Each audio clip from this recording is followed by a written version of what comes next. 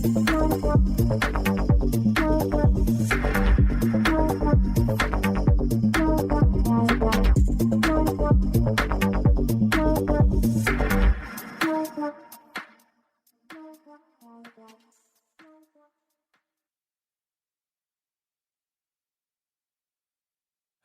and welcome to another episode of Devs on Tape. Today, again at Apex Connect to Düsseldorf this year. At first, hello, Caro. Hi, Kai. I promise not to forget that. And yes, last but not least, we have a very tremendous guest on our podcast today, the founder of Apex, Mike Hichwa. Hi. Hi. How are you doing? Excellent. Excellent. Right after your keynote, right? That's right. That's great. All right. For our listeners, I could not pretend that or expect that anyone doesn't know who you are, but maybe for the small amount of people who doesn't know or who don't know you, please introduce yourself for our listeners. Sure. I'm Mike Hichwa. I'm responsible for database tools for the Oracle Database Group. And I was original creator of Apex, but also an application developer. So we build the tools for Apex, but my personal preference is I just love building applications. I love building apps with the Oracle Database and with Apex. And so truly use what we create. And it's been a great career. Mm-hmm. So was it your first Apex Connect this year? No, there's one before in Berlin. In Berlin at now. Okay. Yeah, I remember that. Yeah, you introduced new features today. So you said you introduced the new starter apps in Apex. What Yes. about those applications? So I felt it's 10th anniversary of the conference. I definitely wanted to bring something. And so I made it a priority to create some applications. We decided not to talk about new features of Apex. The starter apps are available right now. You can download them today.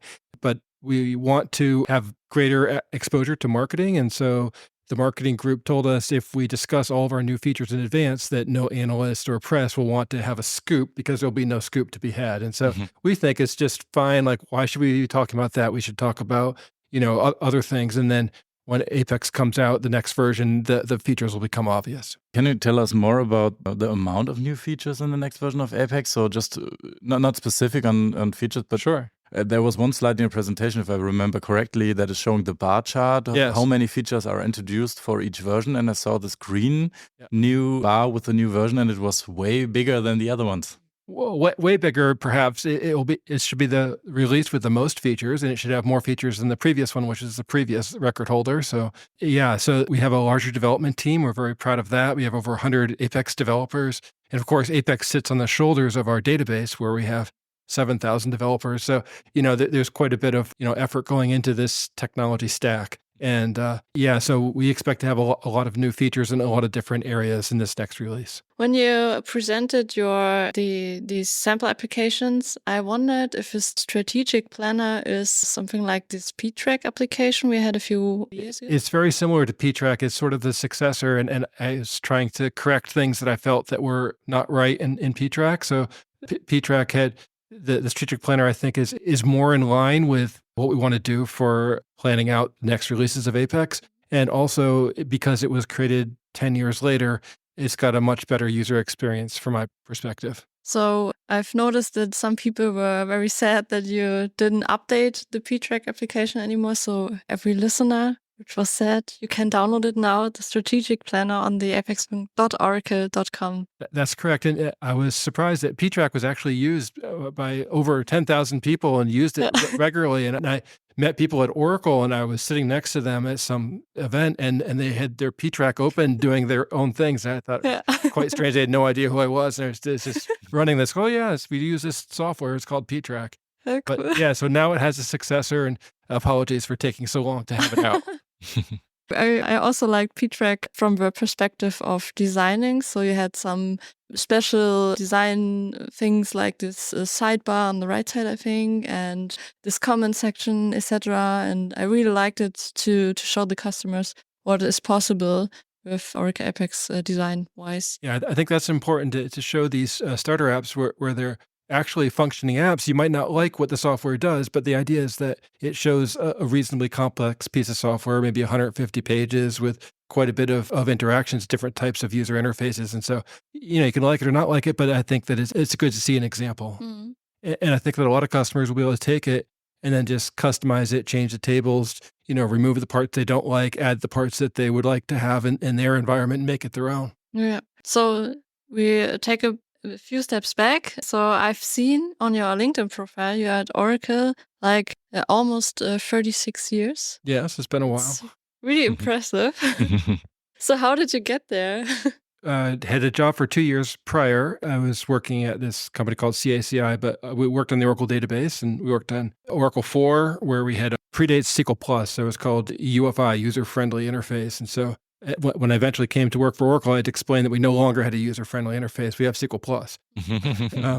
But anyway, yes, it was Oracle at the time. It was a very small company, maybe 2,000 people at most. And I was fortunate to get an interview and get a job in sales consulting. And so you would think that people would want to go into development, but I was local to Washington, D.C. area. And so sales consulting was it. But I thought that it was a great way to start your career, because as a technical sales consultant, my job was to travel to all of our customer base, listen to all their complaints about our software, and show them how to fix it. So I did performance tuning. I built out applications in Oracle Forms. And so I thought it was really a great way to have an education. So I would travel the world in the United States listening to customers explain exactly how they do their business and exactly what they need from software. And then they asked me to show them how the Oracle software would, solve the problem. And I thought that was the best education one could get. So I thought I was very fortunate to start there and then transition into a development track. And Cal already said almost 36 years at Oracle. So we asked Chris Rice the same question. In today's time, many people, mostly younger people, are not staying that long at a company. So, I mean, in your case, it's obvious what keeps you there, right? It's Apex. So they couldn't go away and see a different company, raising up whatever you created back then. But what are the additional points? Why are you staying for so long in one software company? Things get easy when things go well, right? So if you're successful once, then you're successful twice or something like that. Things are easy, but it's not necessarily true for every generation or every person. And just to be clear, I'm so pleased with my career and I thought it's gone well, but there's a lot of luck involved too. And so I think that people do change jobs because they feel like that they're constrained or they're unable to fulfill what they want. And so one of the things that I did, which I feel really lucky about, is that I was able to do exactly what I wanted to do. I wanted to build application development and I wanted to provide it for other people to use. And so I was able to fulfill that. So for me, there was no question to want to change because I was doing what I wanted to do. So now Senior Vice President of Software Development at Oracle. So how many people are working for you right now? Probably about 330 or thereabouts. So it spans multiple responsibilities. So SQLnet product, the database drivers, JDBC and all the database drivers, the tools for ORDS and SQL Developer, the database consoles for cloud, and of course Apex, and a number of Apex special projects that are, building out solutions for the company in Apex. I was very surprised and I was very happy to see that, let's call it a manager, having 300 people working for him, and stood on the stage and said, I programmed a little application for you all and I think it could be nice. And I decided to have this 3 dots, ...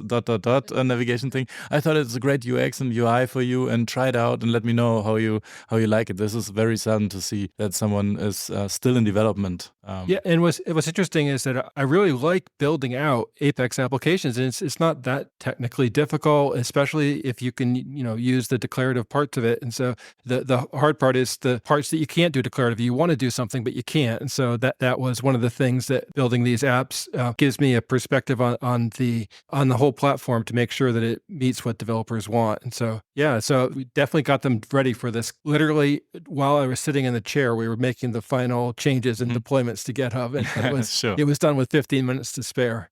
Great. So how much influence do you have still on Apex? So you already said that 100 people are working in the Apex team. There are a couple of product managers that are influencing what features coming in the product. But how much influence do you have still in introducing new features in Apex? I think I have some, but I try to keep it very balanced, because I know when I was coming up that, you want to get the most out of your employees, and that's to unleash their own creativity, and you don't want to tell them everything to do. I don't think it's good I don't think the employee likes it, and I don't think you get the best best results. And so you want to have this balance between, allowing people to do what they want to do and bring their level of creativity and their special sauce to the mix, but also to have that direction. And so I thought my keynote presentation today was kind of trying to outline a number of the key tenets that make Apex, and to be able to innovate within that. But having said that, I definitely have my pet projects and my favorite features. And so, I like faceted search. I thought that was the thing I drove pretty hard. And there's other areas like this Apex language. I have the same thing. But I want to make sure that I leave space for people to, I'm happy to review things and look at things, but I'm actually more happy that someone has a better idea than I am, than if I tell them the idea. Because I want the technology to be successful. And I think that, I'm just so happy that a new developer could create something or come up with something that I didn't think of that was just really a great idea. That makes me super happy. Mm-hmm. I wondered, because you are also responsible, for example, for SQL developer, right? Yes. Etc. And now that Chris got promoted also to senior vice president. That is correct. Okay, perfect. Is it still? Are you still working together? Yeah, in fact, we're actually working more closely together. So, as you might know, Chris Rice is also responsible for ORDS, Oracle REST Data Services, which is the mid-tier to Apex. And so there's a great opportunity moving forward to have a tighter integration to make Apex more efficient and to leverage more capabilities of ORDS within Apex. And so we're working on special projects inside of Oracle as well. And so it's really the Apex team and the ORDS team are really two sides of the same coin. And so ORDS provides the ability to publish RESTful web services from the Oracle database. So it's more of an API tool, and Apex is more of like a user interface tool, but it's the same technology and the same thing. And so there's a lot of areas in common. So Chris Rice also wrote the original SQL workshop, which is still used inside of Apex. And so that was from way back. And yeah, so it's really just one big team that builds out the whole stack. And a lot of customers just use ORDS because they just want REST APIs on Oracle database data. And some customers, just use Apex because user interface, so they don't need an API. But the best is to be able to marry both and have both APIs and user interfaces with Apex and ORDS. Have it be a seamless experience, all from one company with one team, and designed and tested together. Mm-hmm. And I think I also talked about the new object viewer in Object browser. Yeah, things in Apex.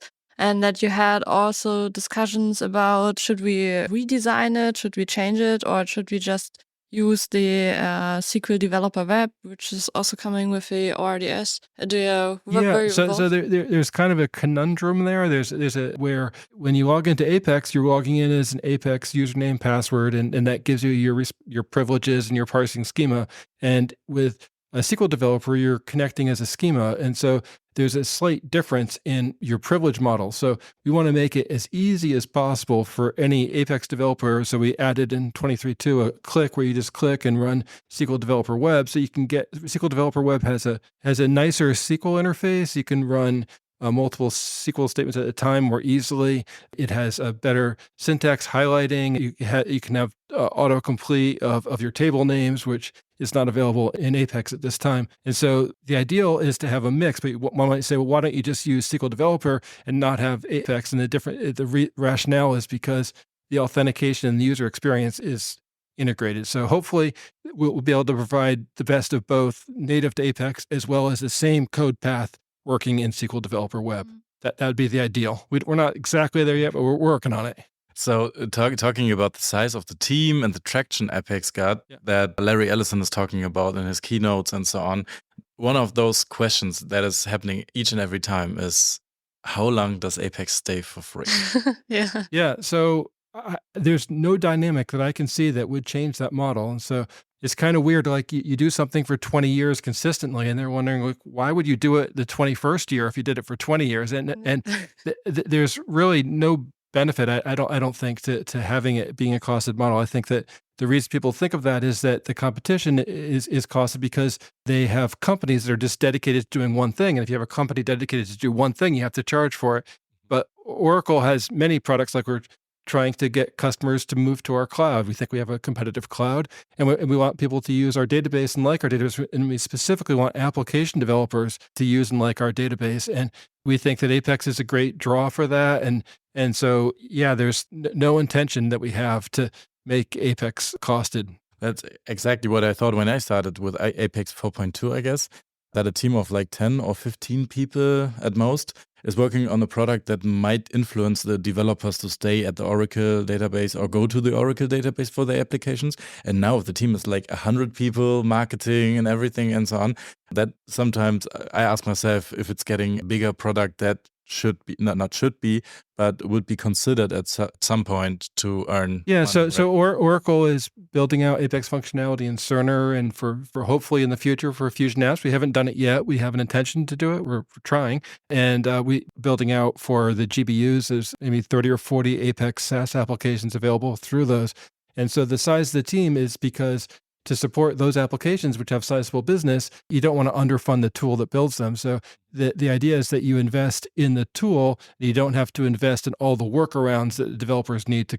to write. And so the theory is that it's cheaper to hire an Apex developer than it is to, work around the deficiencies of Apex to build out SaaS. How does the hierarchy Yeah, hierarchy. inside the company when the team grows so much? So I saw that Mark Safts was like as a product manager on the top line with many people working for him. But is this big team sometimes kind of a competition to work all together on the same product that was just built by 10 to 15 people? Yeah, I mean, I've never really cared about who works for who or who has what title. And I think that maybe I'm naive, but I somehow feel like no one really cares, right? Like we just kind of work together, who works for who, or what. That is an HR responsibility thing. And what we really just want to do is divide up the work for Apex and Words and other things and see it through. But we don't internally, the hierarchy is kind of like a necessary thing that we have to do because just the way it is. But I never go into a meeting thinking, that we're gonna make a hierarchical decision here. That's something that I don't think happens that often. Try to be driven by, what the customers want, what the product needs, and just be driven by the facts, right? And that they are what they are, and the best person for the job is the best person for the job. Yeah. That's a great position. Point of view, maybe. Thanks. Point of view, yeah. Okay, so you're already talking about this, make this happen or make this reachable for everyone. So you also have the apex.oracle.com workspaces you can create. And you also published a new cloud service for Apex developers, which is not that expensive like the rest might be. So right. So on the cloud service, so we have the autonomous database, and the autonomous database is different than other cloud databases in that it's fully managed. So it's for the customers that don't want to manage their own patches, and that when there's a patch needed, you don't have to be even alerted. We'll just take care of it for you, and we'll do it with the least amount of downtime, hopefully zero downtime. And so we have a whole autonomous database infrastructure that we've been working on and continue to work on. And so the autonomous database is a strategic direction for Oracle. We want to run all of our apps on that. And so it's one of those things where you invest in an autonomous database and it makes all the other parts of your business go better. And so we feel that the Oracle has such a pretty broad portfolio of applications through acquired technologies as well as our homegrown like Fusion Apps. And if we leverage our autonomous database, whatever deficiencies it might have, we'll be able to improve it to be able to run, hundreds of large companies' total ERP systems in our autonomous database. If we can pull that off, we think that the autonomous database will be able to run, most company applications. And if not, of course, we have Xdata, but that was the philosophy there. And then on the Apex service, so when you buy an autonomous database, you have the full capability at a certain cost. And for about a quarter of that cost, you can get the Apex service, which is the identical piece of software, but it doesn't provide the SQLnet connectivity. So if you had a Java application you wanted to connect, there's no SQLnet. And so it's just only Apex. And so if you were just an Apex developer, you literally get the same product minus the SQLnet, and you pay it 1/4 of the price. When I started, this whole cloud thing was not a thing there. out there, and there were many on premises, and it was expensive because it was enterprise, etc., etc.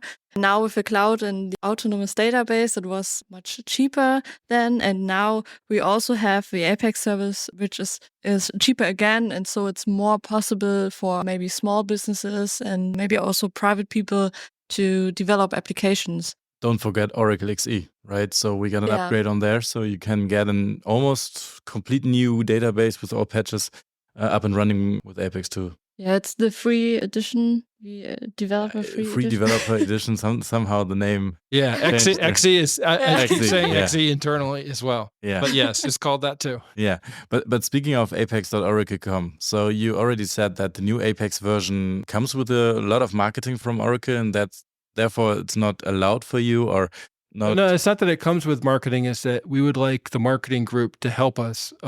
Publicize our 24.1 release. And to publicize it, you want to get people in the press, Bloomberg News, other people to write stories about it.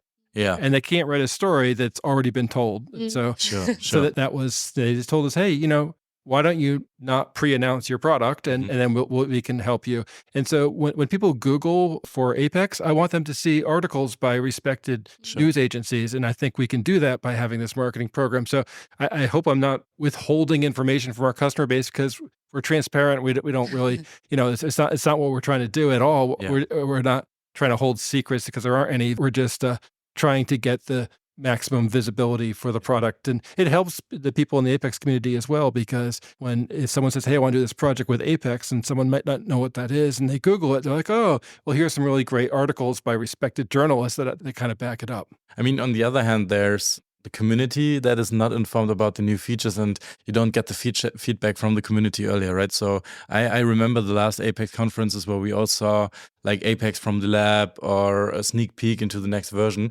And Mark Sees, Patrick Wolf, and all the Apex team, Carsten Sasky, for example, too, they got the feedback from us to see, okay, this feature is coming. Did you thought about this and that and this and that? And then you got feedback before the new release was out there. And on Apex Oracle.com, if it's not updated like an early adopter version before we can download Apex in the new version, then you are losing, or not losing, you don't have the big community beta testing the new software, right? Yeah, those are clearly the downsides to that. In terms of the testing, we do have Apex Role Corp, and so it's used for application development, but it's also used for deploying a mission-critical apps. And so if we screw up Apex, we do deploy it there first, and if we mess it up, we'll get a call within minutes, right? So that's a very good test for us. We run it for a month or more. Mark sees days, and I think that's critical for the quality of Apex.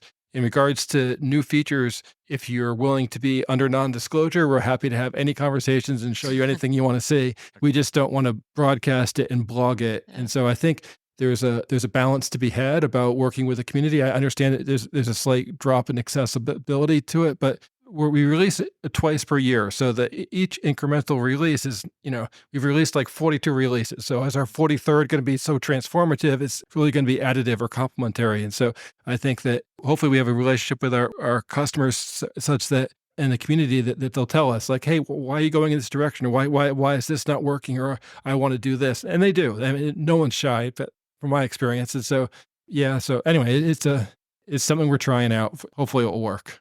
So if you compare the size of apexcorp.oracle.com and apex.oracle.com, the public and the intern. Yeah, so the external one has a lot more users, a lot more college students, a lot more churn, but less sophisticated apps and less data. And so the internal one, some of the customers, they are running sophisticated apps used by thousands of Oracle employees every day for mission critical jobs. And so they're just slightly different case where the evaluation instance, the external one is really just to become familiar with the technology, and the internal one is to get the business working. Sure. I mean, people don't internally when they run these applications, they don't know that they're Apex. I mean, people that know the URL structure, of course they do, or they understand the UI patterns would know. But in general, they're just doing their job, and they just click on the web, and it's like it's just a web application. So Kai already talked about the community aspect of the new features, but there's also a community aspect in general for Oracle Apex, and I think it's a big part of it. that, for example, on this conference, there are several developers, you, Chris, etc., which are also talking to the people, to the attendees in one-to-one sessions or just at the food or so. At the food stand. Absolutely. If you want the scoop, just come and corner us, and we'll disclose anything that would help you understand or help you give us advice on that. And we're so happy for having such a supportive community, because I think that's what drives the whole product. I think that's been the secret sauce to success, is the community, because people want to use a technology that has a community, it has support, and the fact that you can get these plugins and you can get consulting services and you can get all this expertise available in the community makes it work, because the software is not, you don't just like install the software and have your company work. It's a tool. You install this tool, and then the tool, when operated by professionals, works out best. And so anyway, the community is critical to success, obviously. Yeah, I think it's also the community is so passionate that IT people are doing this Apex wave.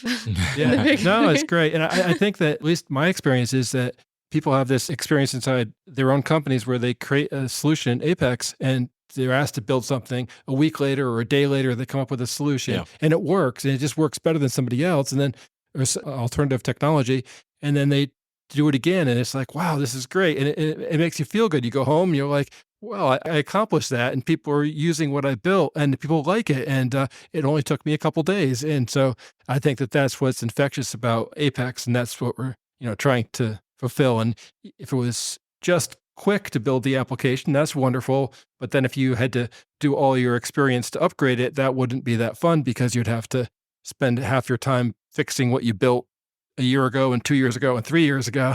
And so we think that having that dual capability of being quick to develop and having an easy support model where you can modernize the app without too much effort is really the secret sauce for Apex. Mm-hmm. A year ago, maybe, you also published new learning paths, which one of them is also for free, the foundation free. Yeah. I made an effort to make them all free all the time, but I don't control everything, obviously.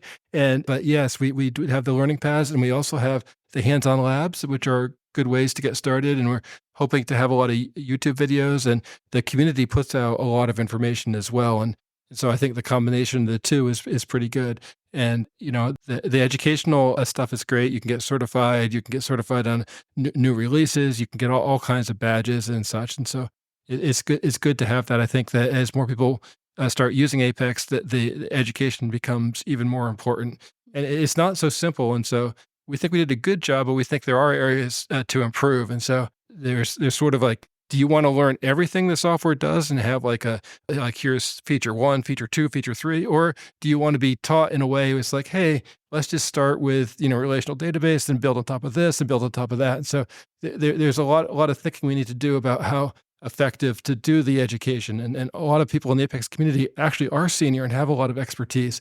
And so the idea is to show them maybe they're really good at one area, but they're not good at, say, RESTful web services or, interoperabilities with that, or maybe they're really good with that, but they're not very good with, being able to customize themes or doing some other things. And so everyone has their strengths and weaknesses. And so the idea is to have education that's targeted to each person's needs. Nice. Speaking of education and learning, so you made some jokes in your keynote today. Obviously, our listeners didn't have the possibility to follow this presentation, so we can talk about that topic too.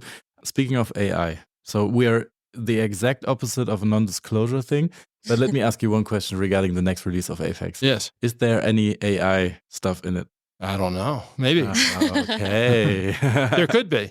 There could be. All right. Definite possibility. But yeah, to talk about the part in your presentation about AI. So you were expecting, or the question was, like a fun question was, is taking AI our jobs away from us? So you said jokingly that yes, it will, but in 30 to 35 years, right? That's correct. Yeah, maybe. But it doesn't take your job. It just changes your job. And I think that we're at the beginning of AI, right? And so whatever feature we may or may not release, it's not going to be, transformative. It's going to take time, right? And so there's a lot of things that have to come into play to make AI fully realize a lot of its possibilities. It's going to take years and decades. And as we go on that journey, that it's just going to take a whole bunch of IT people to do that, as I pointed out in my talk. And then once you do it, it's like, oh, you did the version 1, but then there's, of course, like, well, 5 years on, I'll bet whatever AI we have to now will be completely different. And so you'll have to do it again and have to come back and revisit a lot of that technology. There's another interesting thing which I didn't talk about in my keynote is that a lot of people will use Copilot and other technologies to generate a lot of code. And so the world will have a lot more code than it has now in the future. And that code will have to be maintained. And AI might not be as adept at fixing bugs in existing code that it generated than generating that code to begin with. And so there is a lot of challenges and pitfalls. I think the industry will take time. And I personally feel that generating metadata is better than generating the code, because the metadata is identical to what the human would have typed, but the generated code, I'm not sure that everyone would code that particular style. I know that the AI generates it based on how other people code, but it's, at least in my experience, editing my own code is hard enough. Editing someone else's code and their own train of thought and their own way of programming is really hard. And so, but with declarative, and you look and say, oh, this is checked on or checked off, or this property is set to value A or value B, everyone, the machine, every human does identical. You can't tell, you can't do it differently. And so I think that consistency is something that the industry will have, which is this greater abstraction to the technology, not exposed to the individual program units. So I was a little bit shocked. So yes, they're taking away our jobs. And then you said, but maybe in 30 to 40 years, and that's fine for me, at least. Caro, how about you?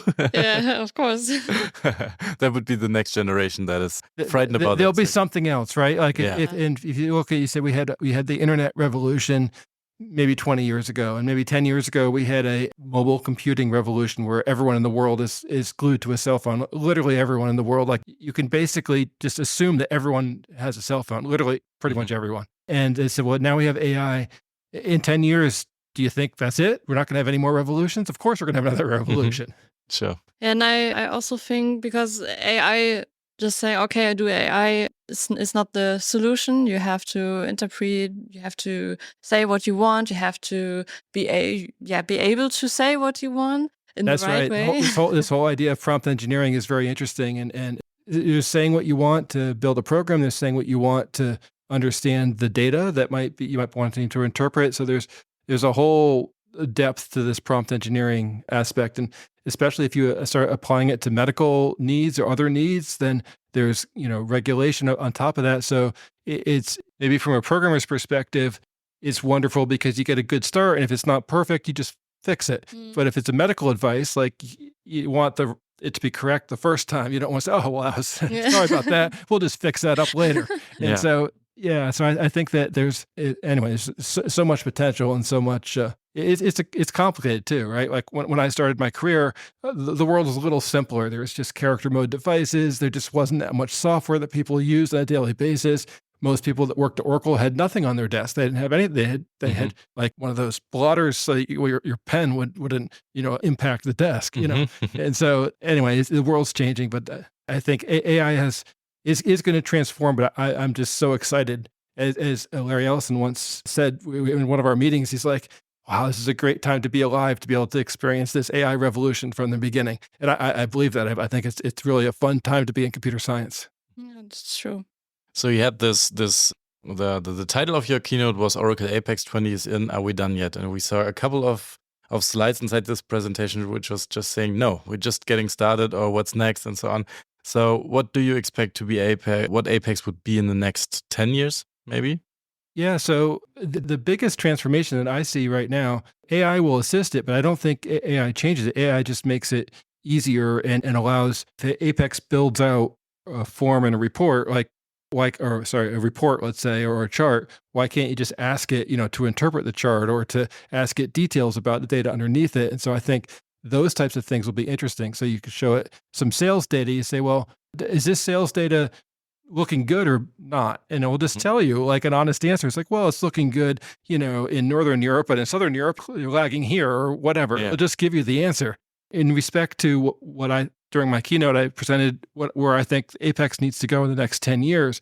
It just transformed from not only being a web-based IDE where you can build out low-code applications, but also providing a language. And so the language is not a traditional language. It's a low-code, human-readable format that would be an opportunity for those people that don't necessarily want to see things, through a graphical user interface. Sometimes you have to, you click on an application, then you click on a page, then you click on a region, then you click on the column within a report for a region, then you click on the attributes of the property for the report, then you click on another box that shows you the template options for the column for that. And so a lot of clicking, a lot of navigating, but if everything was kind of like in a document, it might be easier for people to do code reviews, to understand someone in a DevOps pipeline wanting to promote something to production. You want to make sure that it's safe, and you can say, oh, yeah, that's good. That's good. Oh, no, that's not good. And so I think that the ability to have AI